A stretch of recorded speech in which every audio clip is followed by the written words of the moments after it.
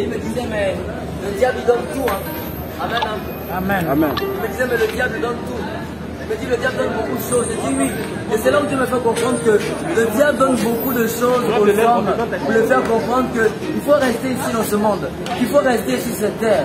Alors qu'on n'est pas appelé à rester ici. Non. Amen. Hein? Amen. Il donne beaucoup de choses. Il accorde beaucoup de choses. L'argent. Comme il a fait avec Jésus. Dans Matthieu 4, verset 4. Il dit à Jésus, si tu te prosternes devant moi, je vais te donner toutes les richesses de ce monde qui m'ont été données. Tout ça, c'est la distraction, frères et sœurs. Tu vas acquérir beaucoup de richesses, beaucoup de choses, amasser beaucoup de biens, mais tout ça, c'est pourquoi? C'est pour gagner quoi après? Rien. Ça ne va rien te donner, ça ne va rien t'apporter, rien de bon. Paul disait, tout m'est permis, mais tout ne m'est pas utile. Je ne vais pas avoir beaucoup de biens, mais à quoi ces biens vont-ils me servir? Amen. Amen. À quoi ces biens vont-ils me servir? Je veux gagner beaucoup de richesses, beaucoup de biens, tout ce que je veux. Mais tout ça, c'est la distraction. En fait, le diable veut que nous puissions passer à côté de l'essentiel, c'est-à-dire avoir Jésus. Si le Seigneur, en fait, il n'y a que le diable qui peut tout te donner. Dieu est également possible, capable de tout nous donner. Mais Dieu est sage. Amen. Amen. Dieu fait les choses dans la sagesse. Dieu ne fait pas les choses dans la folie. Il sait pourquoi si nous ne donnons pas les choses que nous voulons à l'instant même où nous voulons ces choses.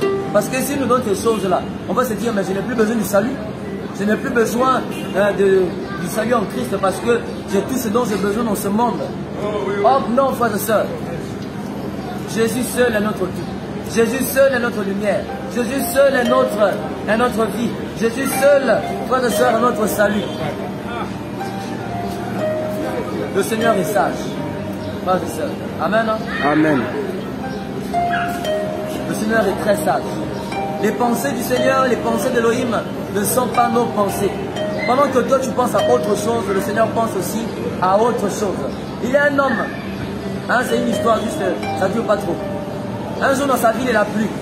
Le niveau de l'eau avait tellement augmenté que cet homme était obligé d'aller se réfugier dans un arbre. Et dans cet arbre, cet homme a prié. Il a dit, Seigneur, viens m'aider. Viens mon secours. Seigneur, je t'appelle, je t'invoque. Un bateau est passé par là. On a dit, mon frère, monte. Il a dit, non, j'attends l'aide de Dieu. Le bateau est passé. Il a dit, j'attends l'aide de Dieu. On a dit, ok, d'accord, reste là, attends l'aide de Dieu. Un second bateau est passé. On a dit, mon frère, monte, on y va. Il a dit, non, j'attends l'aide de Dieu. On dit, d'accord, reste là, attends l'aide de Dieu. Un hélicoptère est venu. Mon frère, monte, on y va. Non, j'attends l'aide de Dieu. Vous savez quoi? Il est mort comme ça dans la noyade. Il s'est retrouvé devant le trône de Dieu. Et là, il dit à Dieu, mais Dieu, tu as dit dans ta parole, dans Jérémie 33:3, invoque-moi au jour de la détresse et je te répondrai. Je t'ai appelé, je t'ai invoqué.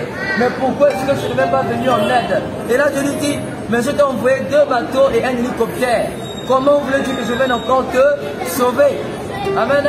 Amen. Peut-être lui, il attendait que Dieu puisse faire sortir une main, je ne sais pas, du néant du ciel. Il lui dit, mon fils, monte et c'est moi. Non. Le Seigneur est venu nous sauver de la manière la plus simple possible. Mais il n'a pas su discerner la main du Seigneur. Lui, il s'attendait à ce que une main blanche, une main lumineuse sorte du ciel pour venir nous sauver. Ça me rappelle l'histoire de Jésus. Jésus est venu dans ce monde de la manière la plus simple possible, sous la forme d'un homme. Amen. Amen. Et les gens se posent encore la question, mais s'il est Dieu, pourquoi est-ce qu'il est devenu homme? Pourquoi est-ce qu'on l'a frappé? Il fallait qu'il devienne homme afin de te sauver, afin de me sauver. Amen. Amen. Il fallait que le Christ devienne homme afin que nous soyons sauvés, frères et sœurs. Il le fallait afin que nous ayons la vie, afin que nous ayons la joie. Il a fallu que Christ meure, souffre, endure les persécutions, les souffrances, tout ça pour que toi et moi, en fait, il a tout payé à la croix. Amen. Amen. Regardez l'histoire d'Abraham. Le Seigneur dit à Abraham, Abraham, donne-moi ton fils Isaac en sacrifice sur telle montagne. Et Abraham arrive. Isaac remarque qu'il y a le bois, il y a le feu. Il ne savait pas que c'était lui l'agneau. Il pose la question, mais où est l'agneau? Et là, Abraham dit, mon fils, Elohim lui-même pourvoira pour l'agneau. Amen. Amen. Et là, au moment là où Abraham devait écorcher son fils, un ange apparaît et lui dit, non Abraham, ne touche pas à cet enfant, parce que je sais maintenant que tu me crains, car tu ne m'as pas refusé ton fils, ton unique. Voilà pourquoi je vais te multiplier extrêmement. Amen. Amen. Et à la place d'Isaac a été donné un bélier. Voilà le plan de Jésus. Voilà le plan de Christ. Isaac, c'est toi et moi. Le bélier, c'est le Père, c'est le Seigneur qui est devenu fils, qui est devenu homme. Amen. Amen. Mais la question d'Isaac demeure. Sa réponse est apportée des siècles après par Jean le Baptiste. Il parlait d'abord, il disait que moi je vous baptise d'eau et d'esprit. Mais celui qui vient vous baptisera d'esprit et de feu. Je ne suis même pas digne de délier la lanière de ses sandales. Et quand il voit Jésus venir, il dit, voici l'agneau de Dieu qui ôte les péchés du monde. Amen. Amen. Jésus est l'agneau qui ôte les péchés. Jésus est l'agneau qui délivre. Jésus est l'agneau qui libère. Jésus est l'agneau qui nous purifie, qui nous lave de tout péché. Frères et sœurs,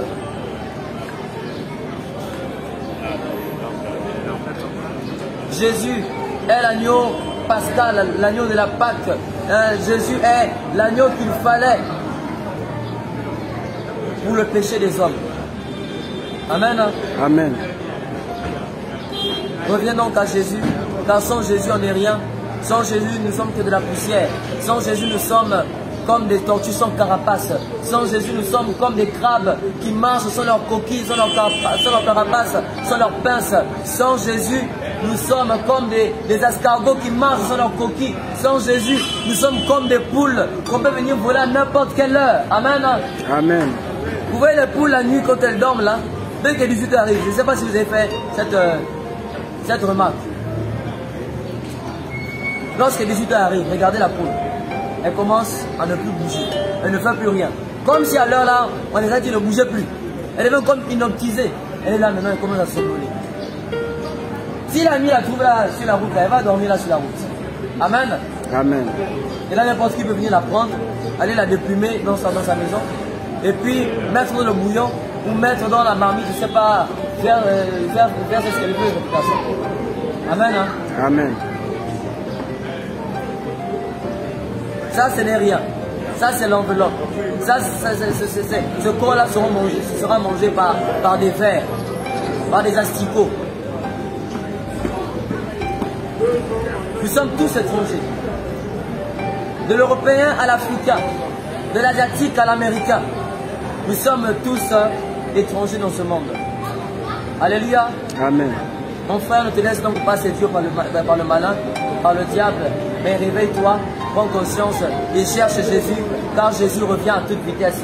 Cherche Jésus, car Jésus revient à toute vitesse. Son retour est imminent. Personne ne connaît ni l'heure ni le jour de l'avènement de Jésus. Ce jour peut être demain ou après-demain. On ne sait pas. Mais toi qui es là, prépare-toi. Il a dit que dans les derniers temps viendront des faux pasteurs, des faux prophètes qui vont prophétiser, qui donneront des signes, qui feront des miracles, de grands prodiges. En fait, ce ne sont même plus des miracles, ce sont maintenant des spectacles qui sont livrés devant vos yeux. Et beaucoup vont se laisser avoir parce qu'ils voient des miracles, parce qu'ils voient des signes s'accomplir. Soyons très vigilants, frères et sœurs. Amen. Amen. Soyons très vigilants parce que le diable est rusé.